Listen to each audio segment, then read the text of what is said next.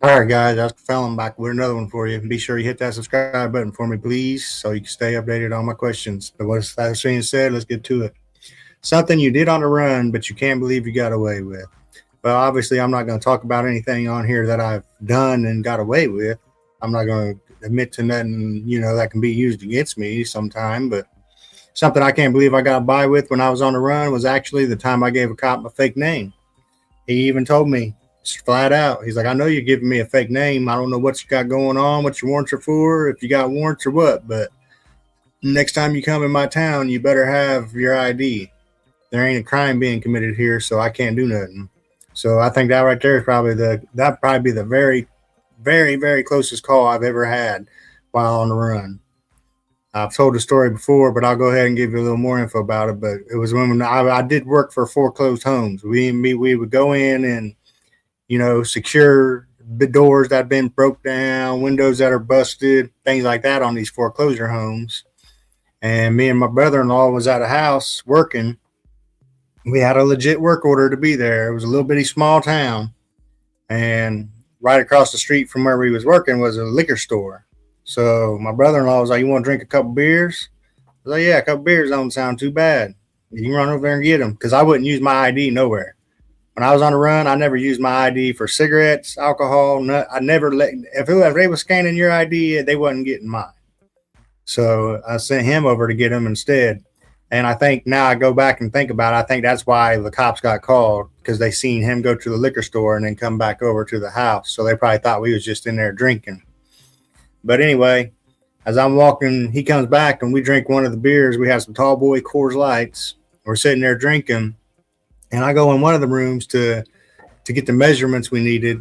And as I come back in the front room, I see a white car, plain white car, didn't have cop marked on it or anything like that, sitting in front of the truck.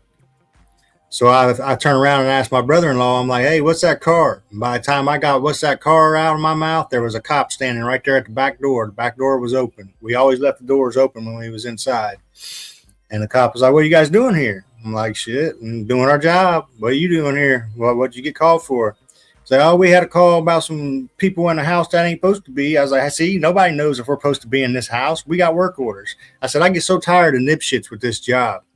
I said, "But anyway, yeah, we're supposed to be here. I can show you the work order if you want." He was like, "No, because that don't really mean nothing. Anybody can make a work order." I'm like, "All right, well, we got the keys to it. How do you think we got in?" He's like, "Yeah, well, why is that lockbox not unlocked?" I was like, "Because we have master keys. We don't need to unlock the lockbox to get them." He's like, "All right, well, if you can unlock that lockbox with the code, I'll believe that you're supposed to be here." So I'm getting the phone, I'm fumbling and fidgeting around because I'm nervous. I mean, I played it off pretty cool, actually. I'm like, "All right, well, here we go. There's the code." We opened the lockbox, showed him. He's like, "All right, now I'm going to run your guys' names and then I'll be out of here." I'm like, "Why you got to run my name?" He was like, "Just for the report, the investigation." I'm like, "But there wasn't nothing going on here. I mean, we're supposed to be here." He was like, "Yeah, but I still need your names. Why do you not want to give me your name?" I'm like, "I'll give you my name. I'm just saying, I never knew you had to run my name if there wasn't a crime." And I give him a name. I just make up a name. It's like a mixture of my name and somebody else I knew's name. I just slapped it together real quick, made up a date of birth. He runs it and comes back with it and tells me, "Oh, there ain't nothing coming back to that name. And do you have a driver's license? Have you ever been arrested?" I'm like, "I ain't never been arrested." "Yeah, I have a driver's license." He's like, "Well, it's not popping up in our system. Why ain't nothing coming back?" I'm like, "Hell, I don't know. By now, now a sheriff deputy shows up." I'm like, "I'm fucked. I'm about to get." I even tell my brother-in-law, I walk him to the side, and I'm like, "Bond me out. When our paycheck comes, bond my ass out." And he's like, I go back to the cop, and the cop's like, he goes outside and talks to the sheriff deputy, the first cop. He goes out there and they talk to the sheriff deputy in private. He comes back in and he's like, "I'm just going to tell you the truth. I think you gave me a fake name, and that's just the way I see it. I don't know what you got going on there, bud. Why you're hiding in your identity."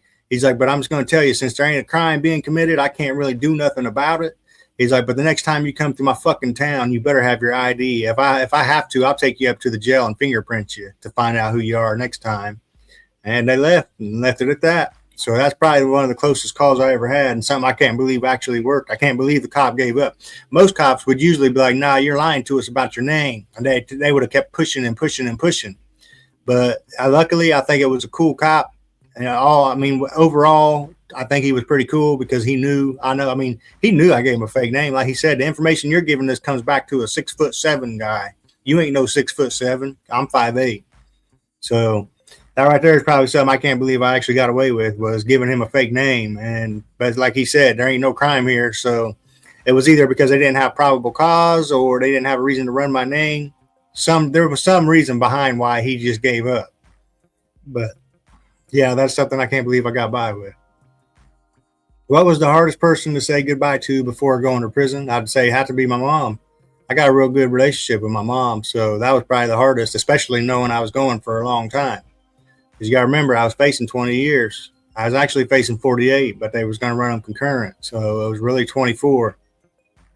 Did being on a run make you paranoid about people you actually loved? Yeah, it did, because the people who cared about me was saying things like, we need to do an intervention, and he'd be better off in jail. At least we know he's safe in there. Like, I don't think they understand that jail, just because somebody's in jail, don't mean you're safe. Yeah, you might be off the drugs, but you can get drugs in jail.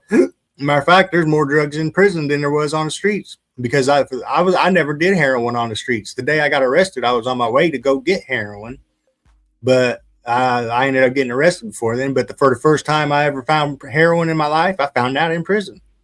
So yeah, it made me paranoid about the people I love, because the people who loved me was saying things like, oh, he'd be better off in jail. At least we'd know where he's at, and at least we'd know he's okay and shit like that. So that always made me paranoid, thinking, well, what are they going to do today? Today, are they going to call and turn me in just so that they know where I'm at? Which in my mind, I was thinking, that's selfish as fuck to be thinking like that, thinking that at least you guys will feel better knowing I'm in jail.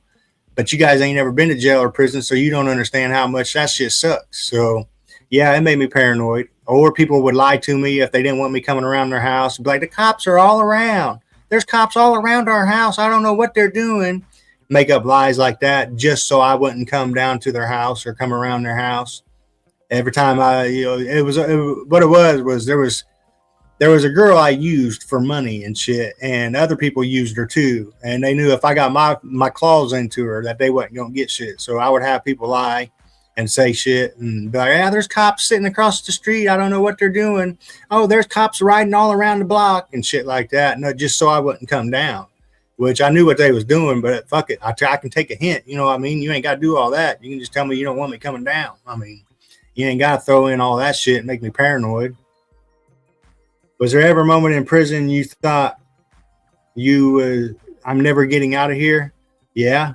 The very first day I was in RDC, when they read me my paperwork and told me that I was down for a 24-year sentence and that I was going to a maximum security. Right then I thought, I'm never getting out of here. 24 years, I'm stuck in this motherfucker. It was really 48, but it was concurrently it was 24.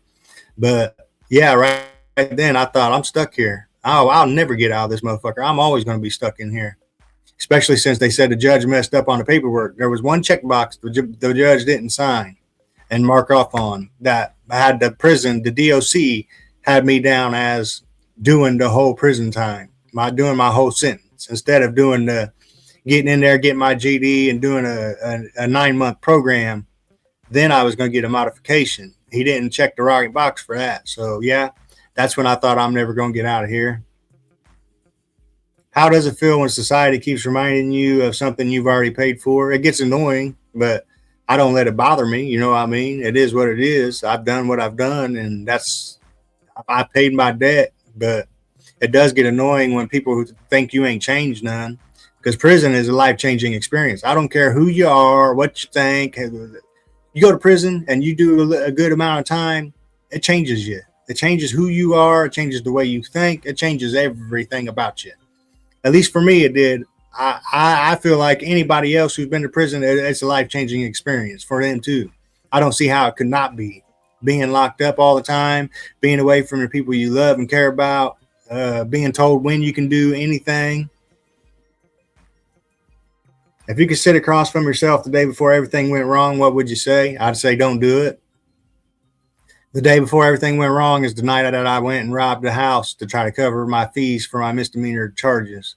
I'd say don't do it. It's just misdemeanors. It ain't worth it.